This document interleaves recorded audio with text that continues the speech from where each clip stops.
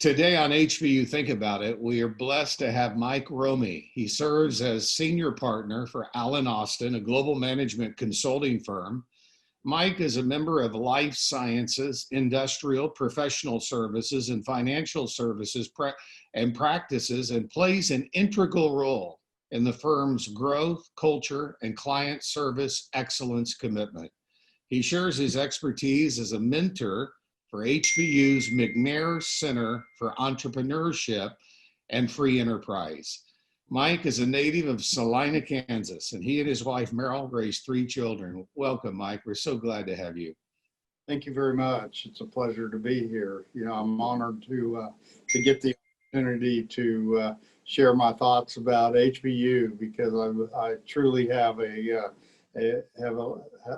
heart for the students there, and I love being a part of it. Well, I mean, let's talk first about your particular position there as a senior partner and what you do for a living, and then talk about how it intersected with HBU. That'd be great. It's kind of it's been kind of a metamorphosis of how this has all happened. Back in April, when COVID hit, all of a sudden I had been CEO of a company, and the timing was right to take what I have learned over the last 45 years and do something I've always wanted to do, and that is consulting work with a purpose. And the opportunity came up with a friend of mine here at Allen Austin who founded it back in the mid 90s actually, and Rob Andrews, and we were golf buddies, and so we just kept talking about trying to do things bigger and better, and so he had a process and I'm very process oriented, and his process really resonated with me and what he wanted to do, and what I wanted to do resonated with him. So together we joined forces, and it's been very dynamic and very exciting. And right out of the chute, the first opportunity we had was to work with the McNair Foundation and the center on improving, on accountability, on just working with the students, on mentoring. So we've created the Allen Austin mentoring program through the center, and with that, it's given us an opportunity to also stay very close to the kids. It's a good thing for the city. It has so many purpose-driven thought processes to it that we're really excited about what's going on. And of course, now, as you can imagine, a number of things have grown out of that in a very short period of time, from the beginning of May to now. So here we are. Well, and we're so grateful to you. I know Dr. Sloan and our entire leadership team just is really grateful, Mike, for your enthusiasm and belief in the university. We share that common vision that HBU is quite unique, and the potential of this university in a city like Houston is beyond calculation. I wonder, what is it about HBU that captured your attention and your focus and your support? I love answering that question, because as it should be with any university, it's about the kids, and the kids are the heart of any university, and the people that choose to be researchers, or that choose to be the teachers, or in operations or whatever at a university, I am so amazed how much they give of themselves to others uh, to make others better. And so watching that happen over a number of years, it became something that I wanted to do. And so having the opportunity to do it at HBU, which is just a diamond in the rough, and was very strategic in a way, because you can come to a school like HBU and do things and make a difference. And I've been blessed and lucky to be involved in multiple universities, high number. And what I can say is that it's not, you have a difficult time making a difference at most universities because of numerous characteristics of the university. At HBU, that does not hold. You can, if you want to be a difference maker, and if you care, and you can come in and do that. And so what really sticks out is honestly is the students. And there just aren't very many places you can go that has a family attitude. And so if you think about one of the weakest things in our society today is the breakdown in the family. And why is that? And you can point to numerous things, whether it be the foundation of the parents breaking up, and I know the divorce rate is high, and so when that happens, the family gets disjointed, and then of course something that you really don't talk a lot about, but the amount of generational wealth that has come about through my age group on down, in particular, has changed how a family operates. And what we all know, and don't quote me on this, but I'm pretty sure that the word money is the most used word in the Bible. And the reason is because money does evil things to people. And so when you create too much money for and you don't have a grounding of a family and education, what can happen is a lot of dysfunction can set in. And so at a place like HBU, it doesn't matter what student I ask when I'm there. Not every student says, it just feels like my family. It just feels like my home. And that's wonderful. So. Well, it's interesting you should say that, because this is podcast number 171. And so I feel like I've gotten a feel of both the faculty and students. I've heard a lot of stories, but the number one word used is the word you just used, family. I've had so many students say, I'm not a number here. My professor knows me, cares about me, and I feel like this is a family. It's a beautiful statement. Now, explain a little bit more about the Allen Austin component there at McNair and what you're incentivizing to happen. Sure.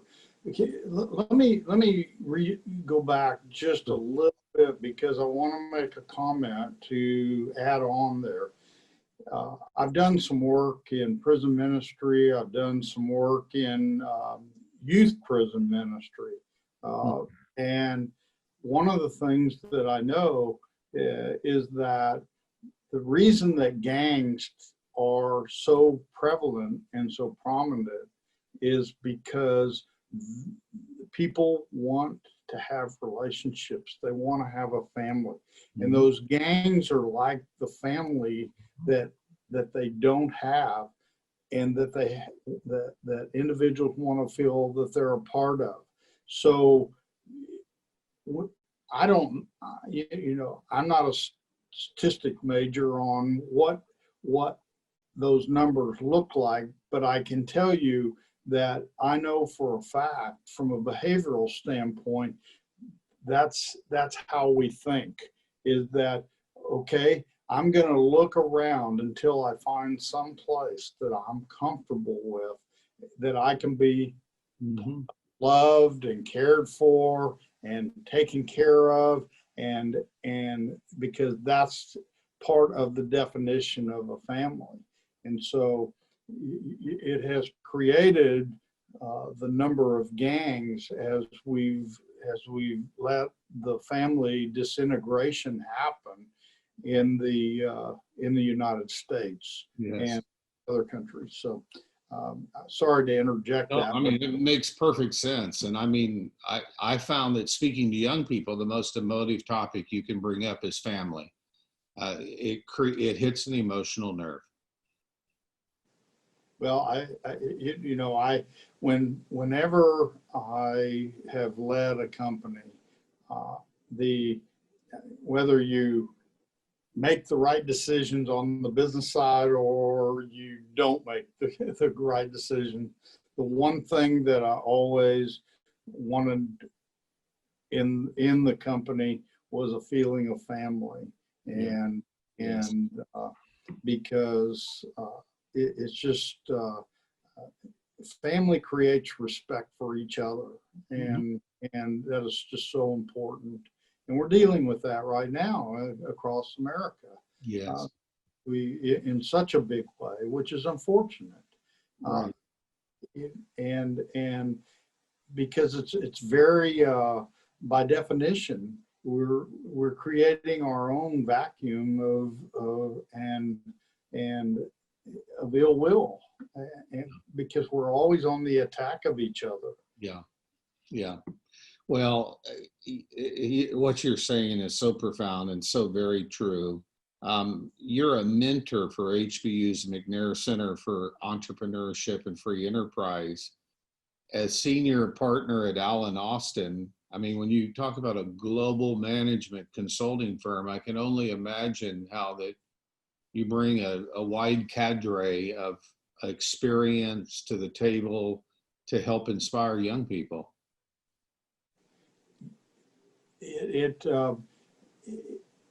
Everything starts with a nucleus, and it starts at the center, and I've been very lucky in my career. I never considered myself the smartest person in the room, but I was always a 360 thinker, and I always had. I guess it came partly because of sports, but I always had peripheral vision, and so keeping your eyes and ears open at all times just so important. And I know that our opportunity in the mentorship program is very important, because in my career, I think of how many great mentors I had. Yeah. But I will, and I tell this to my kids, I tell it to anybody that will listen, but you have to pursue it. You can't just sit back and try to let it come to you. Right. And so I happen to grow up in a scenario where I never thought that anybody was better than anybody else, because I was taught that God created us all equal, and that was my grounding from the day I could understand that. And so it never really, I never felt like I couldn't go and talk to somebody that was maybe head of the Fed, banking system or whatever. just never felt that way. Sure. You know, because what you learn is that we're honored. You know, we have gray hair. We've worked hard. We've had a lot of challenges. Some of them have worked really well. Some have been really complete failures. And so in a mentorship way, you want to be able to help others so that they don't step on the same minefield and get blown up. And you know, we all think that working hard and just focusing and getting after it is going to get it done. But what I've had to learn is that when you do that, you leave things out. And when you leave things out, something's going to go awry. Yeah. And that's so you can't. I don't think God put us on earth and gave us the talents he did and said, don't take care of yourself. Right. And so I think that's something we lose. And so mentoring is a way to take care of yourself and to make sure that you have checks and balances, because one of the most common characteristic of an individual is not wanting to be accountable. Sure. and understandable. Yeah. But in reality, if we have accountability, we tend to perform better. So if you truly want to perform at a higher level, you need accountability. So mentorship does that. And Mike, you also mentioned when we were talking before we started rolling about you were working with, I believe it was Bridgewater, and came into HBU initially back in 2002. Yeah, Bridgeway. Bridgeway. So can you explain how the God used you at that time to help launch what became a very, very awesome network for Christian businessmen in Houston? It was really really pretty cool. I ended up partnering and being a part of John Montgomery's company, Bridgeway Capital Management, which gives away 50% of their net profit to charity. And at the time, Enron was going through its downturn and going out of business. And Enron had spent a lot of money in the 501c3 world and helping around Houston. And so there was no way that Bridgeway, with our size, that we were going to be able to completely plug that hole. But we wanted to take a position and make a statement about that the little guy could make it happen as well. And so we got very involved in higher education, and it just so happened that higher education was my specialty, and that was, and as part of the process, I got very involved with many universities. At HBU, we found out about that the Center for Christianity was being formed, and it made sense for us to get involved with the center. At the time, the center was creating you can call it a conference or whatever you want to call it, but a 2-day summit of speakers and different things, and people come in and listen, and they're faith-based, and you just didn't get a lot of that back in 2004, around in there, and so we actually funded the cost structure of getting that up and running for the center as it was building itself. And so that was how I got involved, because I mean, a lot of things that happen in life, you kind of make things happen, but I and by making things happen, you become you get to be in the right place at the right time. And that happened at HBU. And so my time spent at HBU has been quite a bit because of that. And I've seen a lot of different things go on there.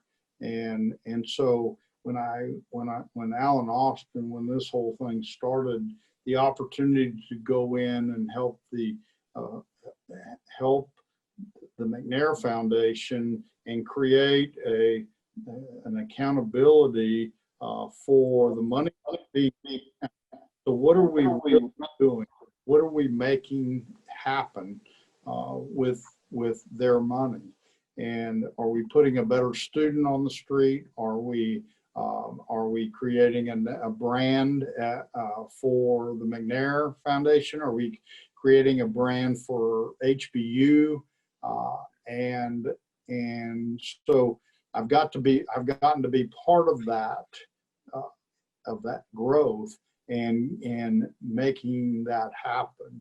And it's been again, it's been a wonderful experience. I mean, nothing goes without trials and tribulations. If nothing in life is gonna happen just how you want it to.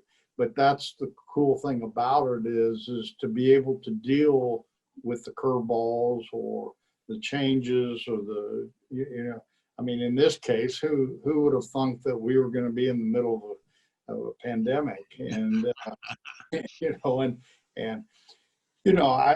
mean, it's almost preemptive in thinking that we wouldn't fund bricks and mortar at Bridgeway. Our rule was that we would fund programs and process and so it in a time of a pandemic, you really find out that and probably now going forward, those bricks and mortar aren't quite as important as they were. And where'd that message come from? It's an evolution of time, because I think at the higher education level, it really got out of hand to build bigger and better. But it also happened with churches, it happened with real estate, it happened, I mean, it isn't just at the university level, it definitely happened in commerce as well. So sure. I think that we're in a time where a great time of finding out who we are as individuals. And so being involved at the school in a project like this and working with the kids, working with the faculty, and working with administration on the evolution of how higher education is going to evolve, become the mainstream aspect of it is going to be more about what we're doing now. We're on Zoom. We're not face to face, and I think it's not natural. We all would prefer to be face to face, but the reality is that we're in a virtual world now. So so that also brings opportunity for a school like HBU, and specifically, and something that I know you've worked on and been a part of, and that is the online curriculum. Now, if you think about it, it doesn't, Business 101 would tell you that if I have an online curriculum, it's a lot easier to be profitable with an online curriculum than it is to have bricks and mortar and pay mortgages and students on the campus. I mean, now, granted, it's not the same experience. We all know that, but we do what we have to do, and so I think that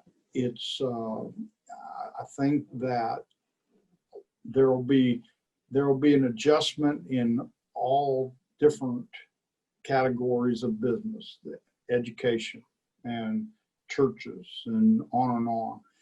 But listen, we all figured it out over time. Whenever any kind of typical pandemic happened, I know when I was growing up, my grandmother used to tell us about the Dust Bowl days, and I grew up in Kansas, and so farming was such a big deal across the U.S., and so we were in the wheat business, wheat and flour, and to have a pandemic of that source where dust bowls are going on and you can't grow anything, that went on for 10 years, and so when we got the first sign of the pandemic, we all got frantic and what are we going to do? Well, our ancestors lived through some pretty difficult things, and so we were built as human beings to adjust. Mm-hmm. And most of the time, the reason that there isn't an adjustment is because we don't want it. We don't want to. It's not because we can't. It's because we don't want to adjust. We don't want to have to transition to something new because we get used to a way of being. And when that way of being gets changed, it makes it very difficult for someone to have to say, darn, I worked so hard to get there, and now I got to go through this whole new process. So I happen to think it's fun, and I'm very different that way. But I like change, and particularly because I'm always searching for better. And again, I've made a lot of mistakes along the way. So change also allows me to move on from my past mistakes. And so that's a positive. And I think that we're going to find that people are going to figure that out. Totally agree with you, Mike. And adversity reveals a person. And it's amazing, when we look back on our Christian lives, probably the greatest times of growth were when we were going through challenge. And the Lord has a very mysterious way about leading us to a dynamic future if we'll just simply look to Him. And you certainly have done that your whole life. Your wife, Merrill, and 3 children, I know family means a lot to you. Can you just tell us a brief word about them? Absolutely. I think when you're a kid growing up, you see, and family is so important to you, like I mentioned earlier. And I was lucky that my parents were grounded. They were very much about us, and they taught us a lot of characteristics that are just very Midwestern, very much about helping others and caring for others, and that no one person's better than the other. And my family is, the facts are that all families have challenges, and it's how you deal with those challenges. And most of the challenges that have come inside my family have been because of illnesses or because of something that has happened physically, and so we're there for each other. And my wife is very strong. She very, very bright, and has really, we've just had a great partnership, and I think that if you understand what a partnership is, and you understand what a team is, and you understand that you're not all things to all people, and so as the quarterback, or whatever you want to call the father. The father calls the plays, and then everybody else runs the play, and then we make adjustments along the way. And we've had to make a lot of them, but it was challenging, but it was never so challenging that you said, I'm going to quit on it. I'm going to give up. Because my wife and I work very closely together on making sure that the kids were very confident and competent, and if something came up, we were there for them. So being it, I've always had this thinking, and it's a very elementary and ground level, but I've told myself a long time ago, if you bring a child into the world, you are responsible for that child, and you're responsible for what happens with that child. Now, there are always going to be extenuating circumstances, but the reality is that, again, it goes back to I think that we accepted the accountability to our kids, and our kids were very grounded, and it doesn't mean that they were definitely treated very well, but and what I'm saying is, I'm seeing the same thing passed down now as they have families, and so it really does tell me that it works. That not just a pie in the sky thinking, but have a family attitude and you have a team attitude. It works. It's so well said, and it's amazing. Our kids often imitate us, and many ways it's good, and they pick up that DNA that of those great values that your mom and dad passed on to you. Certainly my parents passed on to me, priceless memories. We've been talking to Mike Romey, a senior partner of Allen Austin, a global management consulting firm. Mike has had such an impact at HBU in so many different ways, and currently as a mentor for HBU's McNair Center for Entrepreneurship and Free Enterprise. Mike, you and I could probably talk for hours. The word entrepreneurial and entrepreneurship is literally my middle name. Dr. Sloan said to me once, Jerry, you're an entrepreneur. I love the idea of starting something new, and I love the idea of seeing the potential. And you and I both share a common reality that the students walking the campus at HBU, many of them are future entrepreneurs that are going to change the world. And if we can have just a little touch, how blessed is that? And you've had a big touch, Mike, and we could never thank you on behalf of our whole board and team. You are deeply loved by Houston Baptist University. Thank you so much for spending time with us. And I look forward to visiting with you in the future. Promise that you will come back and give us an update on what's happening through the mentorship at HBU McNair Center. Well, I would be honored to do that, and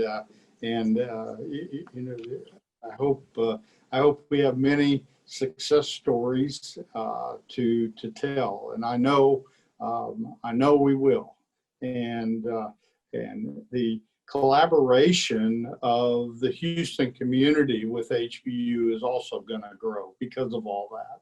Yes, and that entrepreneurship, as you know, is an idea and bringing an idea to the table and then doing it. I mean, it's that simple. Yeah. It's, why make it more difficult than that? Right.